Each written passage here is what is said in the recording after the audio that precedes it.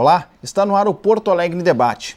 Uma pesquisa da Fundação de Economia e Estatística aponta a redução no custo do transporte individual motorizado na comparação com o coletivo.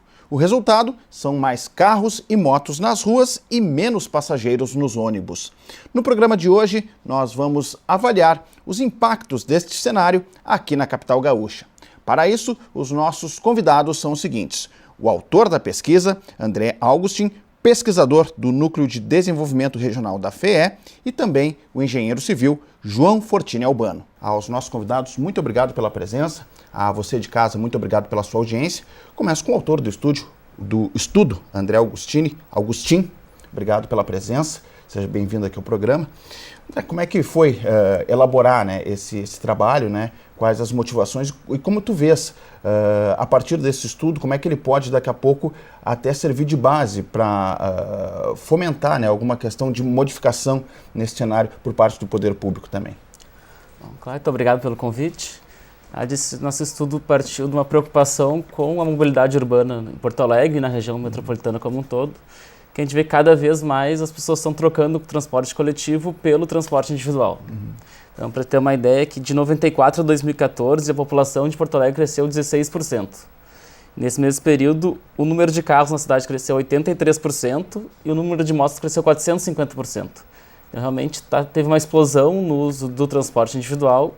Isso gera sérias consequências para o trânsito, Cada vez mais gente com carro na rua e as pessoas não conseguem andar com as ruas lotadas, cada vez mais engarrafamento. E tem vários fatores que influenciam isso, não dá para citar só um, mas esse estudo focou mais no custo dos diferentes modais de transportes, que é um dos fatores que influenciam a decisão das pessoas. Então, o que foi feito? Tentei criar como medisse o custo do transporte individual. Então, peguei pelo IPCA, que é o índice de preços do IBGE. Eles divulgam não só o IPCA como um todo, eles também divulgam o IPCA por produto, que são centenas de produtos.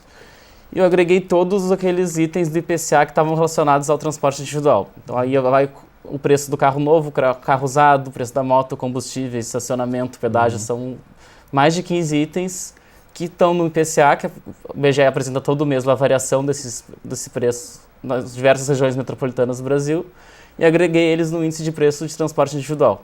E comparei com o preço da tarifa de ônibus.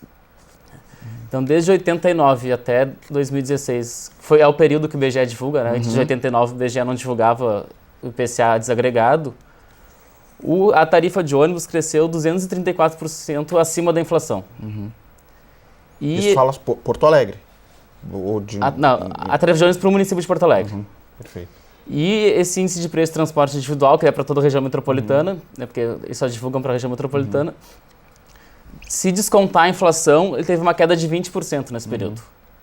Então, a gente tem uma tendência de andar de carro tá ficando mais barato do que era, e andar de ônibus está ficando mais caro. Isso não significa que o ônibus seja mais barato que o carro, vai depender muito, depende qual a distância que a pessoa anda, qual a frequência. Então, é difícil dizer assim, dependendo da situação, um pode ser mais barato que o outro, mas em geral está ficando mais barato andar de carro do que era e está ficando mais caro que andar de ônibus. No agregado dos itens todos, E por outro lado, nesse período a gente teve também um aumento de renda.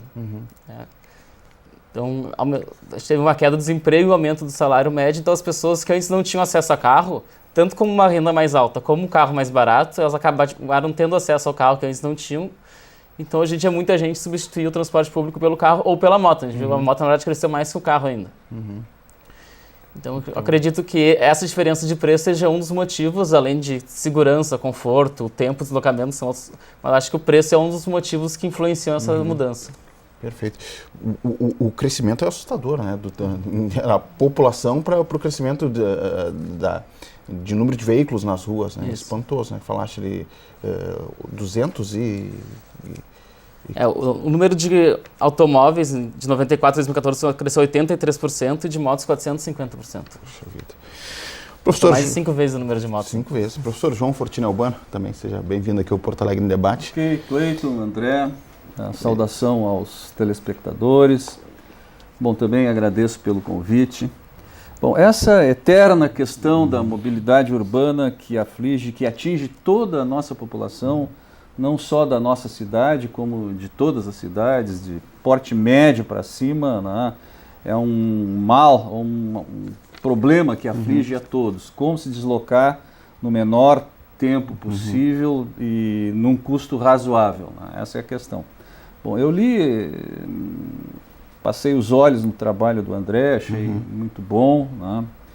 E sem dúvida, a gente observa esse fenômeno, principalmente nos últimos anos, com o incentivo à aquisição de veículos automotores por parte do governo, que já foi encerrado esse incentivo, os carros estão, as vendas de veículos estão muito retraídas, a ordem assim de 30%, né? Então a coisa parece que está voltando um pouco para o normal, mas a nossa frota aumentou barbaramente. E Porto Alegre aí está com mais de 900 mil veículos, por uma população de 1,5 milhão de habitantes, né? Então é um índice assim, de motorização comparável às cidades desenvolvidas e tal.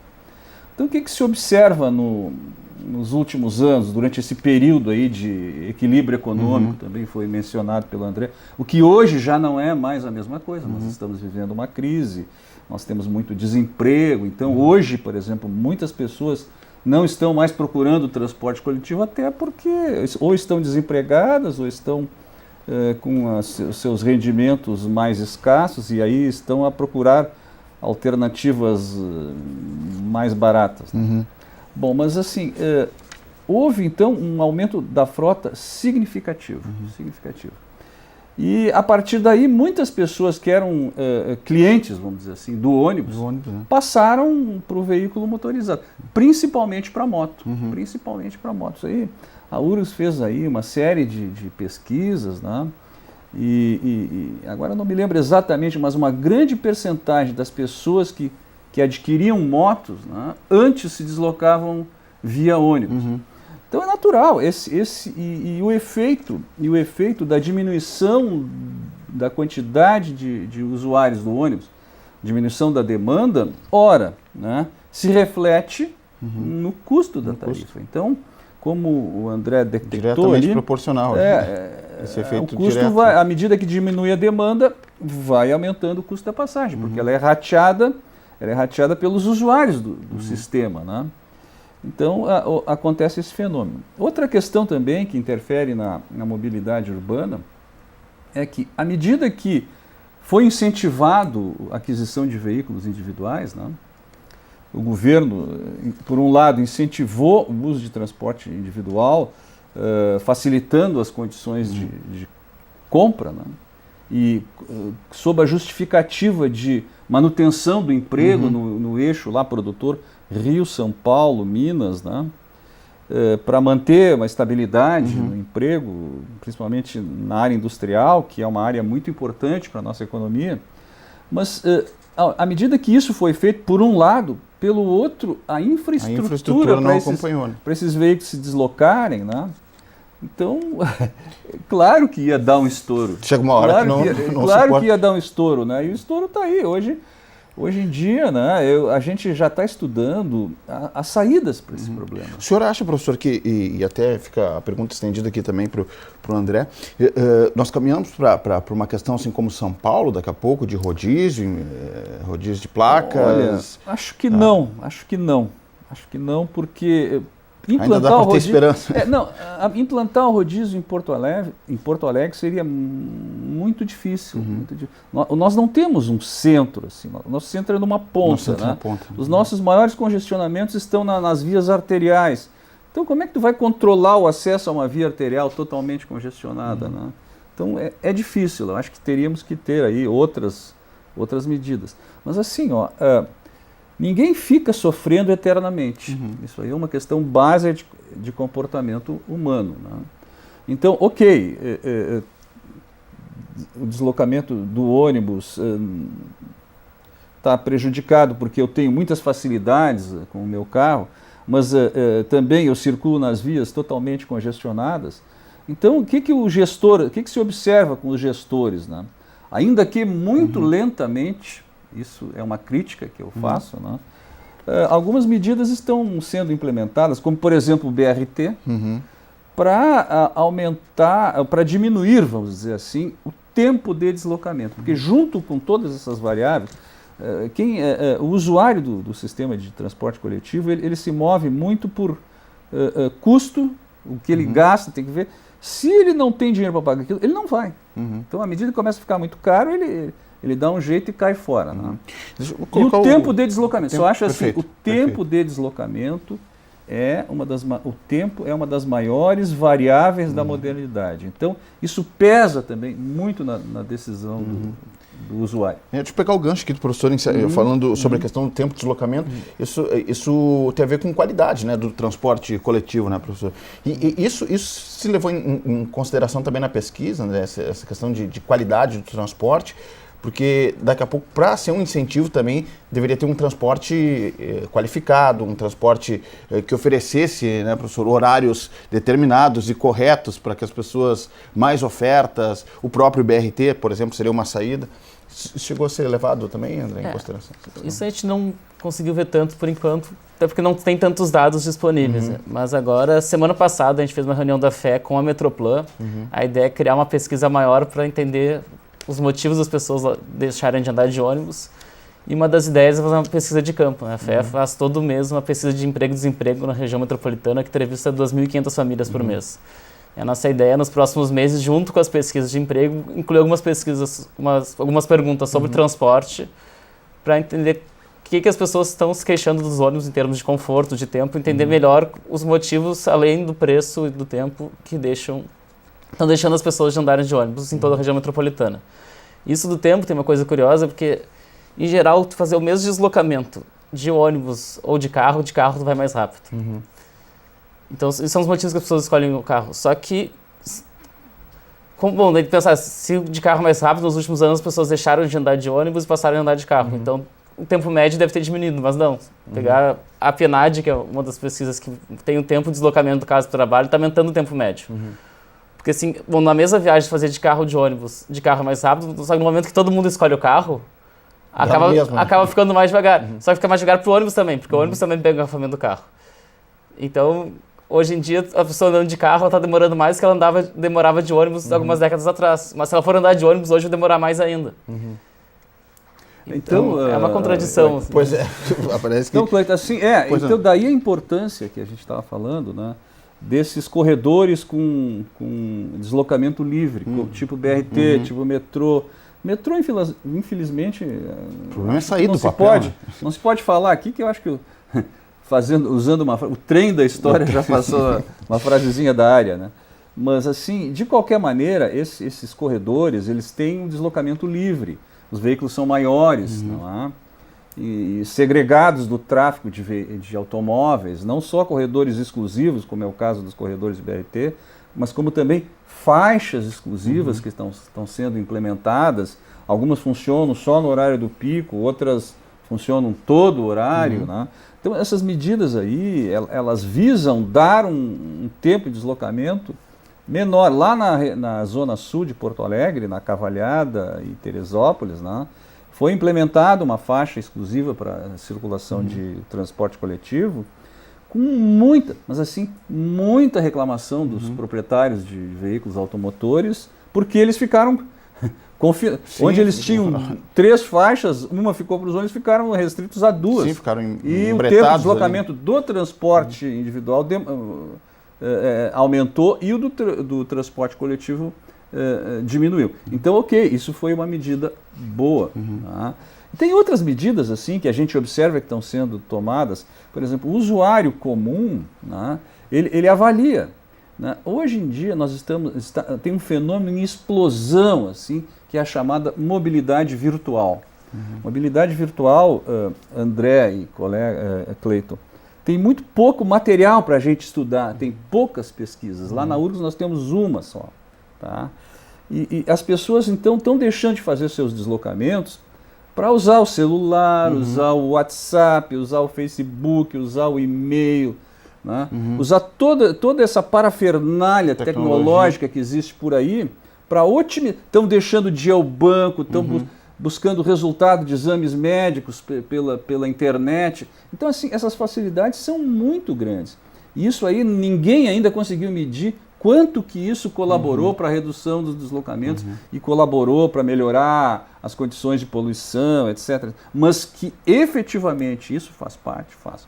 E uma outra medida que está sendo tomada também para colaborar com com reação a essa questão, né, é a mobilidade corporativa. A mobilidade corporativa é o seguinte: as empresas, tá, estão oferecendo ônibus para os seus funcionários, as empresas estão incentivando a carona solidária. Então coloca lá, o pessoal de Petrópolis, coloca o seu nome aqui. Então alguém lá gerencia isso aí, o pessoal vai morar aqui, o pessoal do Partenon. Então aquelas caronas se organizam e isso também está assim. Se cada um for com seu carro, né? Não, é aquela história do colégio, um leva os filhos do outro e tal. Então assim, isso começou modestamente e a gente observa aí que está evoluindo. Então assim, ok, o problema é sério, E uma outra observação para encerrar, não sei se eu estou me prolongando muito. Até o André fica à vontade também para intervir na medida que achar necessário. Assim. O conforto, o André falou no conforto. Então eu falo assim, no custo, né, que vai aumentando, no tempo, a questão do tempo, que é muito importante, e também as reclamações, as reportagens, as pesquisas, lá no trabalho do André, tem lá o conforto, as reclamações, né, do conforto, é quase a terceira ou quarta, né? Então, assim, ok, no auge de um verão, né? Como é que as pessoas vão lá com o nariz embaixo do braço de um trabalhador? Com todo respeito, mas ninguém gosta disso aí, ninguém gosta. Então, assim, é desconfortável. Mas também temos que ter presente, isso já está sendo encaminhado com a licitação, já há uma programação sistemática de inclusão de veículos com ar-condicionado. Mas isso também tem o seu efeito na tarifa. Então, o problema é complexo, tem que ser levado assim, com muita técnica e um pouquinho menos de exploração política, que infelizmente é o que a gente vê por aí. Perfeito. André, a gente está falando até, citando algumas alternativas que o professor já colocou, enfim, alguns corredores. Como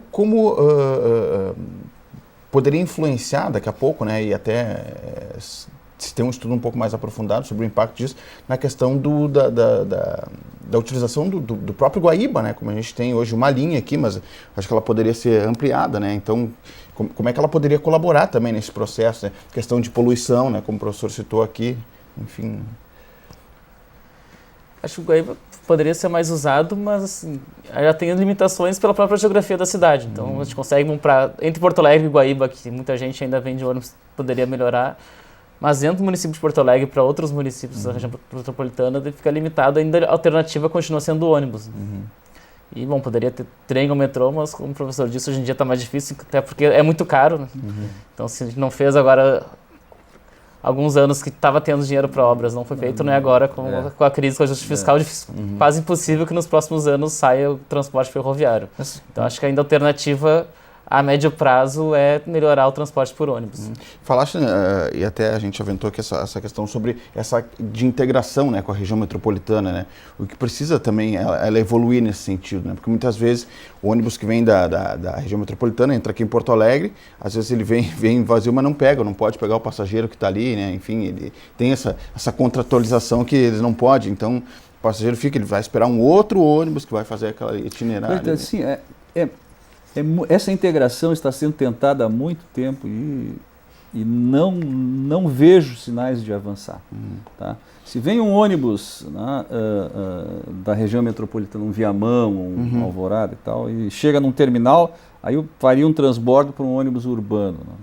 Aí nós poderíamos tirar todos os ônibus metropolitanos do tráfego urbano. Pô, é uma ideia boa, né?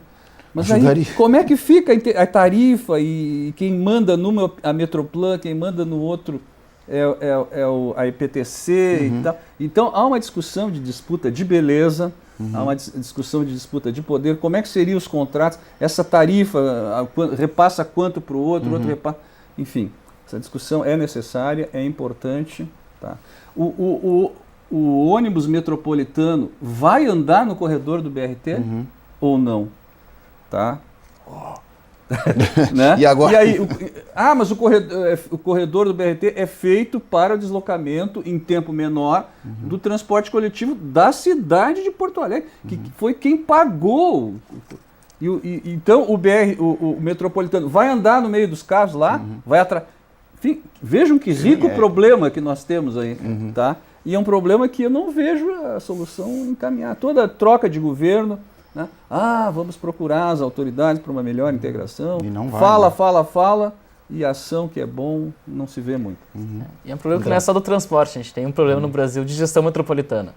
Porque o Brasil foi pensado com municípios, estados, União, mas já faz algumas décadas que a metrópole adquiriu uma importância no transporte e em outras áreas. E não tem um órgão... Bom, no Rio Grande do Sul tem a metrópole, mas a metrópole não tem condições de gerir todos os problemas da região metropolitana. Então, transporte, lixo, saneamento, tudo isso que são atribuições do município, mas quando o município faz, afeta os outros. Na Tem China, impacto, né? na Tem impacto. China, nos Estados Unidos, na Inglaterra, essas regiões metropolitanas são transformadas em condado, tá? Que não é um estado, mas também não é um município. É uma região metropolitana mesmo, com um único gestor, com a secretaria disso, para toda a região, com a secretaria daquilo, para toda a região e tal, o condado. Tá? Então, mas aqui, quem é que vai largar o seu feudo ali? É difícil, né? Essa questão dos BRTs, esses corredores que foram estipulados aqui, eles são os corredores adequados para esse tipo de transporte, em termos de extensão, em termos de... Porque hoje que nós temos, assim, por exemplo, o ônibus ele entra ali, o ônibus ele não tem quem vem atrás ou quem vai fazer outra linha, ele não consegue sair, né? Ele fica embretado ali. Então isso vai dando aquele efeito cascata para... Assim, ó, o conceito de BRT envolve muitas outras coisas, digamos, ferramentas que não foram adotadas aqui, até por adaptação, por exemplo, né? Em Belo Horizonte nós temos corredor de BRT com 2 faixas em cada sentido. Tá? Então há uma possibilidade de ultrapassagem dentro do próprio corredor. Aqui se pensou em fazer uns alargamentos eventuais ao longo do nosso corredor, mas aí jogava tudo para lá, tinha que avançar nas desapropriações, o que não se resolveu não fazer.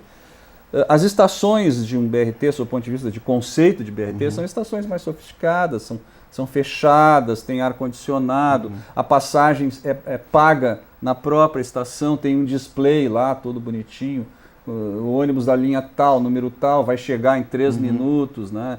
Isso, as linhas ali, porque informação também é muito importante. Exatamente. Mas assim, tudo isso a prefeitura abriu mão em função da carência de recursos. Então, lá há muitas... há quem diga que o nosso BRT é uma adaptação do BRT, né? E começa a ser chamado de BRT. uma versão... Sabe o que é? Não é que a gente queira ser crítico, mas assim, as autoridades, elas lutam com carência de recursos? Ok, lutam. Tá? Mas tu faz uma estação dessas...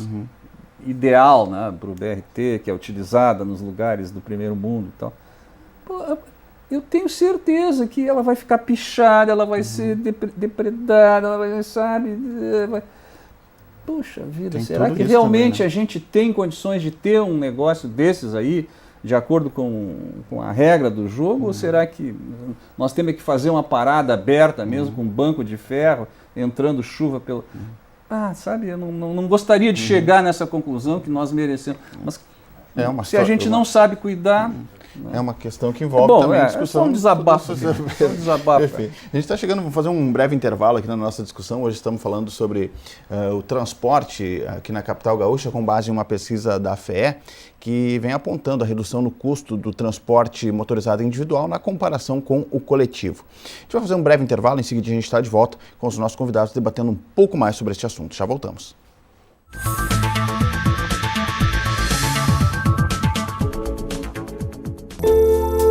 Entre bromélias, orquídeas, samambaias e begônias, são mais de 600 espécies de plantas espalhadas pelo parque. No total, são 3.000 exemplares de flora. Essa diversidade faz do Jardim Botânico de Porto Alegre um dos 5 maiores do Brasil. A área de 39 hectares foi aberta ao público em 1958. Dentro do parque está o Museu de Ciências Naturais, fundado em 1955. O órgão estuda a biodiversidade e tem 432.000 exemplares de animais e plantas expostos. O Jardim Botânico é um recanto de natureza no meio urbano de Porto Alegre. O parque fica na rua Dr. Salvador França, número 1427. A visitação é aberta de terça-feira a domingo, das 8 da manhã às 5 da tarde.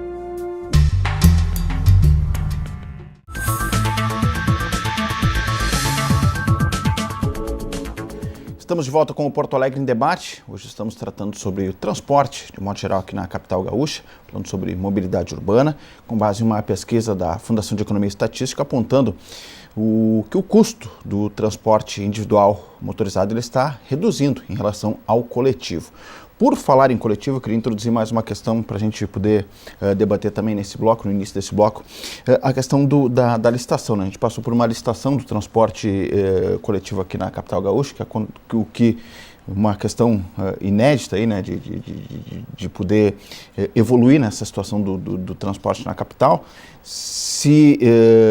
Foram colocadas algumas questões, como o professor já colocou aqui, de que fosse um transporte com mais qualidade, com ar-condicionado, enfim, algumas questões que ainda estão em andamento. Nós tivemos também uma pesquisa recente apresentada, dizendo que mais de 70% aí dos usuários acharam que não evoluiu muito aí no transporte em relação a depois da licitação, né? A IPTC também já colocou que vem perdendo passageiros aí em torno de 7% nos últimos meses. Como é que vocês veem, né? Como é que vocês analisam, né, essa questão da licitação, se ela vem cumprindo seu papel até como usuário e como pesquisadores também nesse processo, André? Acho que a prefeitura perdeu a oportunidade dessa licitação fazer mais mudanças no sistema de transporte, né? Poderia ter aproveitado a licitação para, por exemplo, pensar nessa integração com a região metropolitana. Nessa conversa com a metrópole do ano passado, eles falaram que estavam pensando, mas nem tinha como nos próximos 20 anos pensar uma integração, porque já foi feita a licitação para Porto Alegre, que já está prevendo que o transporte dentro de Porto Alegre só pode ser feito pelos ônibus listados pela PTC. Então, eu acho que tem alguns problemas que poderiam ter sido feitos. E também para repensar a forma de calcular a tarifa. Acho que hoje tem sérios problemas na forma que é calculada. Uma delas é esse que a gente discutiu antes, que se divide o custo pelo número de passageiros. Não está previsto nenhuma outra... Aliás, está previsto, já chego lá, mas em geral o custo é esse. O que gera esse problema, cada vez tem menos gente andando, o preço fica mais caro. A licitação até previa no edital algumas receitas extras tarifárias que serviriam para reduzir o preço da passagem. Por exemplo, uma delas é a receita de publicidade, nos ônibus, nos terminais. E também a receita das vendas antecipadas, porque hoje, quando alguém carrega o TRI, seja por vale transporte, ou escolar, ou vale antecipado, esse dinheiro vai para a ATP, que é a Associação das Empresas. E tem gente que recebe vale transporte e nunca usa, ou tem gente mesmo que usa, demora uns meses para usar, esse dinheiro fica numa conta rendendo juros, que hoje esse dinheiro fica com a ATP e vai para o bolso das empresas. E o edital previa que esse dinheiro seria revertido para reduzir a tarifa. Tanto isso quanto publicidade e outras verbas. Mas na hora de chegar na tarifa final, a prefeitura simplesmente ignorou esse trecho do edital e não está considerando essas receitas extras tarifárias. Então, acho que tem que sim considerar elas e também achar outras formas de receita que permitam reduzir. Para ter uma ideia, na Europa, as regiões metropolitanas, em média, 50% do preço da passagem é subsidiado. Só 48% do custo é coberto pela tarifa. Em Buenos Aires, até 2013, mais 70% do custo era subsidiado. Então a gente tem que pensar um novo modelo que o custo não seja coberto só pela tarifa, porque senão a gente vai continuar nesse ciclo de cada vez menos gente andando e a tarifa ficando mais cara. E o que se discute também é o próprio acompanhamento do poder público sobre essa avaliação do preço, né? Esse acompanhamento que, como falaste, ele vai para a ATP, né? E deveria daqui a pouco ter a EPTC, né, nesse processo, né? O poder público ter a gerência sobre essa... A tarifa é determinada pelo poder público, mas boa parte das informações vem das empresas. Então, por exemplo, o preço do óleo diesel até 2014 era baseado numa pesquisa da ANP, que é a Agência Nacional de Petróleo, que divulga toda semana uma pesquisa de preços de combustíveis em diversos municípios. E a partir de 2015 as próprias empresas passaram a dizer quanto que elas pagam pelo diesel.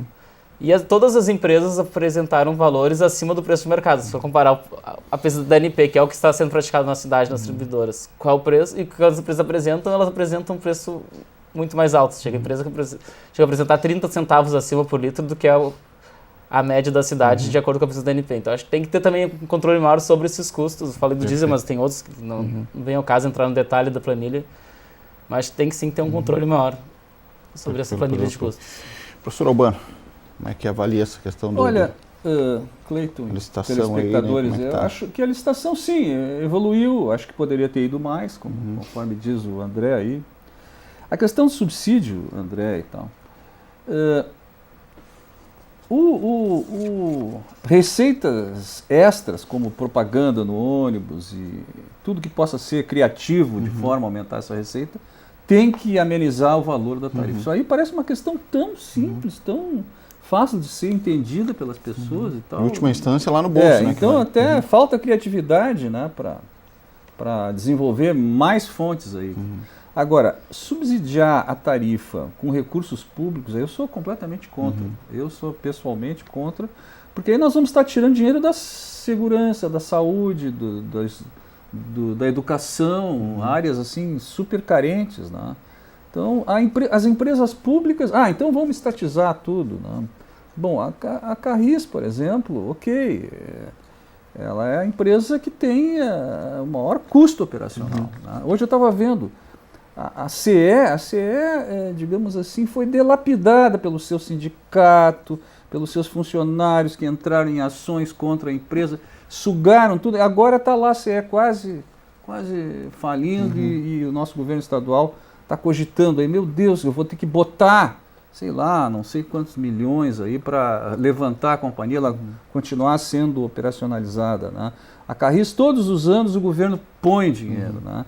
Então assim, ok, essa história de na Europa subsidiado, claro, são países ricos, são países que podem proporcionar um transporte confortável, bom, né? Rápido e barato, subsidiar. A China, por exemplo, subsidia lá em Pequim é um espetáculo. É 73 centavos de reais o valor da tarifa de ônibus. Puxa, que espetáculo! Mas assim, a China é rica e tal, né? Então nós aqui, se fôssemos, então seria legal subsidiar, tá? Mas não somos, nós estamos aí com carências monumentais em outras áreas, então, né? Ok. Mas é isso que o senhor coloca, né? Acaba que o preço ele vai estourar em algum... Sim, mas então, se cada vez... Porque se tivermos mais demanda, o preço vai diminuir. Então o que nós temos que fazer? É aquele ciclo. Não, o que nós temos que fazer, como já está sendo feito em muitos países? E isso é terrível. Os telespectadores, proprietários de carros, vão querer cortar o meu fígado em pedacinho. Mas nós temos que desencadear uma política de restrição ao uso de carros. Isso, assim, automaticamente já está acontecendo por uma questão cultural. A questão ambiental, o carro polui, o carro mata, o carro isso, o carro aquilo. Então se abre um leque assim para uso da bicicleta, para uso do transporte coletivo, para uso da mobilidade virtual, para as pessoas administrarem mais o seu local de trabalho, enfim. E aquela idealização de que o carro é o símbolo de status, de afirmação social, etc., existente aí durante décadas que nós estamos vivendo isso aí, também se observa uma diminuição dessa questão aí, principalmente na Europa, tá? E até o país mais louco por carros do mundo é os Estados Unidos. E até nos Estados Unidos, a juventude não quando o cara sai da universidade, a primeira coisa que ele queria fazer era comprar um carro. Agora não, vou viajar, vou fazer um pós-graduação, vou fazer isso. Quer dizer, o carro também já está sendo colocado mais como um instrumento. Né? Então, assim, essas medidas de restrição ao uso de carros são terríveis. Mas, assim, à medida que começa a se complicar isso aí, né, as pessoas, de uma maneira ou de outra, vão voltar para o transporte coletivo. E a partir daí, não sei, é um problema muito complexo. Eu acho que eu já tinha... É um problema muito complexo, né? Os estudos estão aí a indicar a complexidade. Então, assim, o grande desafio do gestor é tocar essa coisa aí caminhando em cima de um de uma navalha. Não é complicado. Eu acho que o professor toca também num ponto fundamental, né? Que às vezes a gente fala muito da questão do poder público, mas eu acho que a sociedade também ela precisa pensar nessa questão, né? De mobilidade, né, professor? Como o senhor coloca, quando tu faz uma carona solidária ali, enfim, são pelo menos mais 3 carros que poderiam estar na rua e não estão. Então acho que a sociedade também precisa refletir sobre como que padrão de cidade ela quer também. Ela também é parte nesse processo, né, André? Claro que vai da sociedade de cada um, mas não dá para mim só esperar dessas iniciativas individuais. Porque, bom, como tem que ter liderança. Evidente. Porque se for pensar no tempo, que é, como a gente já falou aqui, um dos principais fatores, se pegar o teu carro sozinho pro teu trabalho, se não pegar ninguém de carona, vai ser o jeito mais rápido de ir. Então as pessoas vão acabar pensando, tu tem que ter incentivos vindo do poder público e desincentivos também para fazer. Então, como o professor falou, tem que ser restringido o uso do carro. E tem uma resistência. Tem, muito. Mas, em geral, por exemplo, vários países hoje em dia adotam pedágio urbano. Começou com Londres, depois outras cidades adotaram. E tem pesquisas que mostram que quando foi adotado, a maior parte da população era contra, depois de um tempo, muita gente passou a ser a favor, porque viu que melhorou as condições de trânsito. São Paulo, quando se adotou o rodízio, a população se deitava na rua e tal. Né? E hoje são... Porque quando diminuiu a poluição, tá? E quando diminuiu o congestionamento, a população, mas peraí. Tá funcionando. Esse negócio aí, até que é interessante e tal. E hoje tu fala lá em São Paulo, o pessoal, digamos assim, aguenta. Já faz parte não vou da dizer cultura, que seja a né? favor, mas já acha que é uma coisa que veio para colaborar. Inclusive, tem muitas cidades que estão proibindo o uso de carro no centro da cidade. Na Dinamarca, acho que foi um dos primeiros lugares que fizeram, lá em Copenhague, boa parte do centro. Restringindo, talvez proibir, né? Não, mas assim, muitas ruas não pode mais andar de carros, a maior parte das ruas no centro da cidade não se passa mais carros, tem algumas poucas ruas de carros, outras andam só transporte público ou bicicleta. É uma tendência também, outras cidades estão fazendo, e também, em geral, no início muita gente reclama, depois as pessoas percebem que melhora, mas também queria aproveitar para discordar do que o professor falou sobre o subsídio, porque eu não acho que só faz isso. Vimos um ponto bom aqui. Já que a primeira parte que a gente concorda agora que a gente discorda. Eu acho que a China não é mais rica que a gente, o PIB per capita da China é menor que o nosso. A China pode ter uma economia maior, mas se for ver, é um país mais pobre que a gente.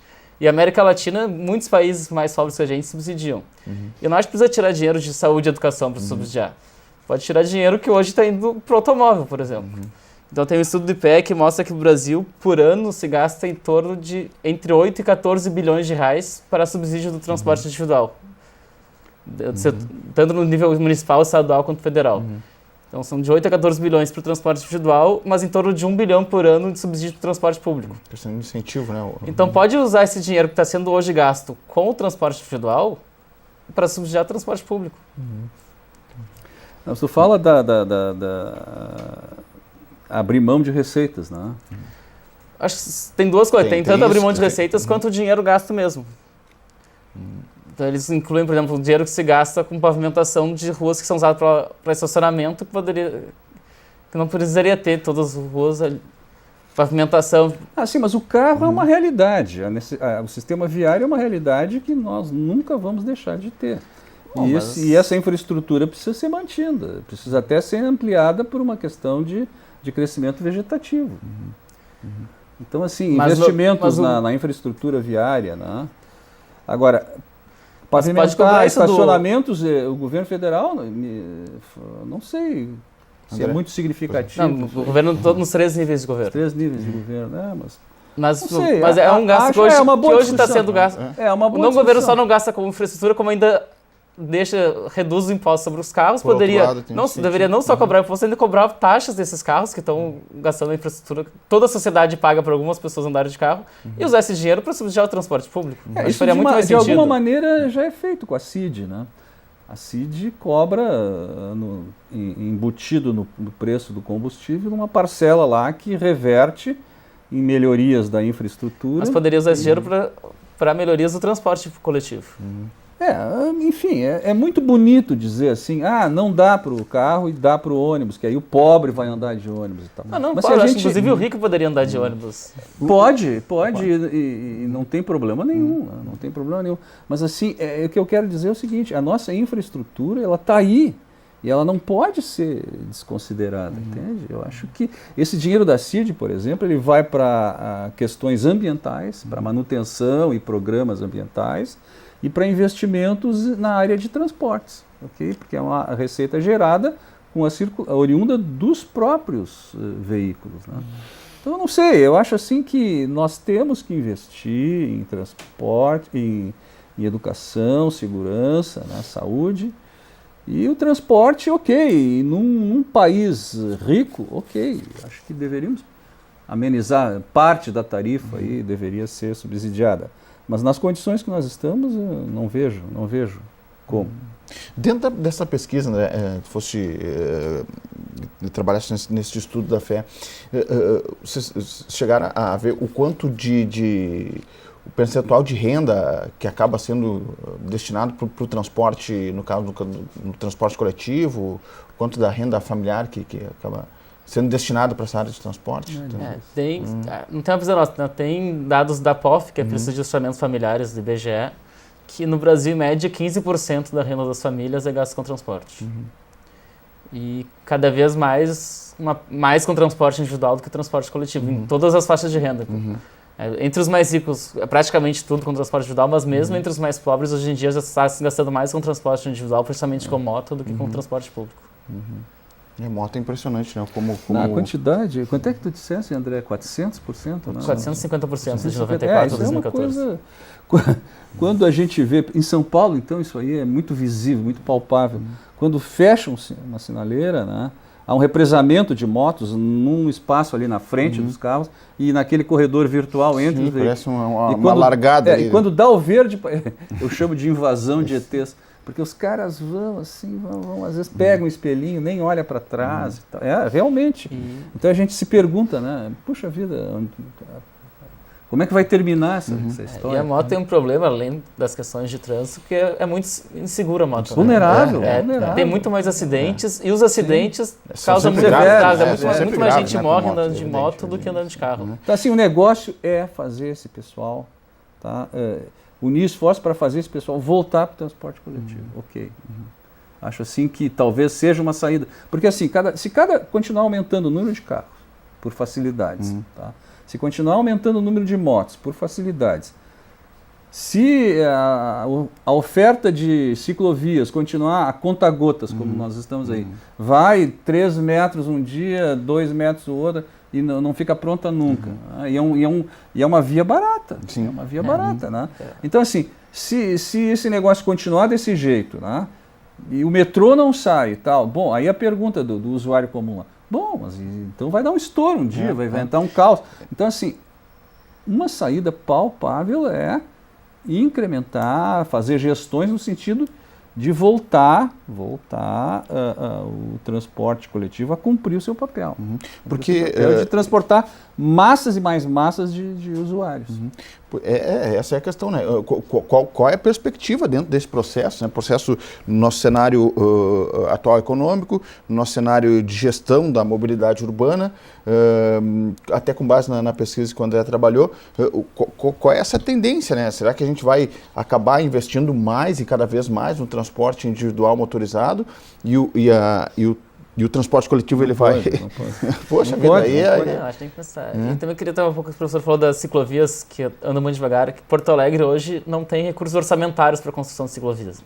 Então as ciclovias quase todas estão sendo feitas como compensação, quando alguma empresa faz alguma grande obra, tem que ter uma medida compensatória ambiental, daí a empresa, como compensação ambiental, paga um trecho de ciclovia, só que daí cada obra que uma empresa vai compensar 1 km de ciclovia, outra 2 km. Então fica esperando cada vez que vem uma nova compensação ambiental, se constrói mais 1 km.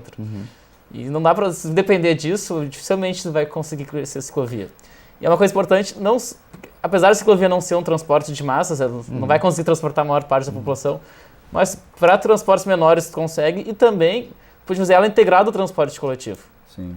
Então pode botar, por exemplo, nas estações de ônibus, botar um bicicletário, a pessoa vai de bicicleta até É uma coisa que é simples, não é muito caro e facilita.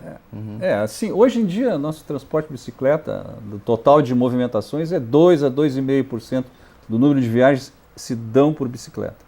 Então é pouco, realmente. Mas, assim, em Paris é 8%. Tá? Isso dá. Então, quem sabe, puxa vida, aí, será Não vai que ser majoritário, mas pode aumentar. é uma meta, né? Se a gente passar para 8, se a gente aumentar o uso da lotação, se a gente aumentar agora com os BRTs funcionando, né? Enfim, tudo vai, é um leque é sistêmico a coisa. Inclusive, tem essa questão do transporte também tem muito a ver com a expansão urbana da cidade. Não é? Se nós continuarmos a cada família nova que se forma, cada moradia, por unidade familiar, lá na periferia, a estrada vai inchando, os comprimentos, deslocamentos cada vez vão ser maiores, os custos vão ser maiores. Então, assim, já se prevê, né, uma liberação de altura de edificações junto aos grandes eixos de transporte de massa. Então, se nós tivéssemos assim, junto ao corredor da Protásio, por exemplo, uma liberação de prédios mais altos, nós teríamos uma densificação populacional próximas dos centros de massa, onde teríamos um transporte de qualidade, rápido e tal. As pessoas morando próximas, né, teriam um deslocamento a pé convidativo, por exemplo, 400, 500 metros. Ninguém se nega a andar a pé. No meio das quadras, entre duas grandes eixos, no meio, suprir essa área no meio com lotações, um sistema bom de lotações, e ao mesmo tempo fazer então a ciclovia. É um leque assim, é sistêmico, tem que ter uma série de medidas que não é só pensar em melhorar o conforto. Se tu melhorar o conforto do ônibus, só para título de exemplo, botar ar-condicionado e tal, mas se tu ficar meia hora, 40 minutos, 1 hora no ponto, não resolve nada. Então, assim, tem que ter assim, tem outras amplas E medidas. tem algumas que são simples, por exemplo. Agora estão colocando GPS nos ônibus. Pode criar um aplicativo para celular que diga onde é que o ônibus vai botar, quantos minutos. Não precisa ser um painel eletrônico no ponto que vai pode ser o seu próprio celular. Vai ser um aplicativo. E daí tu só sai de casa, vê o ônibus, vai passar daqui a 2 minutos aqui na frente. Sai de casa, tu economiza tempo, melhora a segurança, virtual, não vai ficar ali meia hora podendo ser assaltado. Tem tudo isso, né? É uma coisa que não é cara fazer. Esse problema do assalto tem tudo isso também, né? Também, puxa vida, as pessoas estão se inibindo de sair na rua. Até no próprio ônibus tem muito assalto. Então, isso é outra questão, puxa vida. Quem sabe valeria um outro programa. Um outro debate. E não conosco como especialistas. A gente está chegando no final do programa aqui, mas eu queria que cada um dos nossos convidados aqui ainda desse seu recado final, aquele poder mais de síntese, assim, para a gente poder ir encaminhando o final do debate. Começa com o André, aqui, que é o autor da pesquisa da FE. Recado final, André, para a gente... Não tem mais muito o que falar, acho que já foi dito a maioria das coisas, mas o principal é isso, acho que tem que ter uma consciência que, do jeito que está, cada vez mais pessoas usando transporte individual, as cidades entraram no colapso como já estão entrando. Então acho que a solução é priorizar, sim, o transporte coletivo. Criando facilidades. E é isso, em termos de preço, de tempo, de conforto, tem que ser uma das prioridades dos governos, agora na próxima década, a questão do transporte coletivo. Perfeito. Professor Albano? Eu acho assim que tudo converge para essa questão de melhorar as condições do transporte coletivo para servir de atração, né, para que os usuários retornem. Aí, tarifa justa, horários adequados, itinerários adequados, menor tempo de percurso, conforto no deslocamento. Né? Então, assim, para que motivem as pessoas a deixarem o seu transporte individual, pelo menos para aqueles deslocamentos mais rotineiros, mais sistemáticos, e deixa o transporte para um lazer, transporte individual para um lazer. É um problema complexo, isso assim, tem que chamar os técnicos, tem que chamar os políticos também, não é um problema que se presta muito para politicagem, mas assim, é uma questão política também. Sem sombra de dúvida. Tem que ter uma participação forte dos técnicos, né, e de toda a população para ajudar. Eu quero cumprimentar o André aí pelo trabalho, acho assim que são iniciativas muito louváveis, né, e espero que ele continue atuando nessa área aí. Convido ele para, quem sabe, aparecer lá pelo Lastran da URGS, para fazer um mestrado, para fazer um doutorado. Então, essa é uma área muito fértil e de grande interesse público. Então eu agradeço a participação e até breve para vocês. Beleza. Muito obrigado, professor Urbano. André, muito obrigado. Parabéns pela pesquisa. Obrigado pela presença aqui, os nossos convidados. A você de casa, muito obrigado pela sua audiência.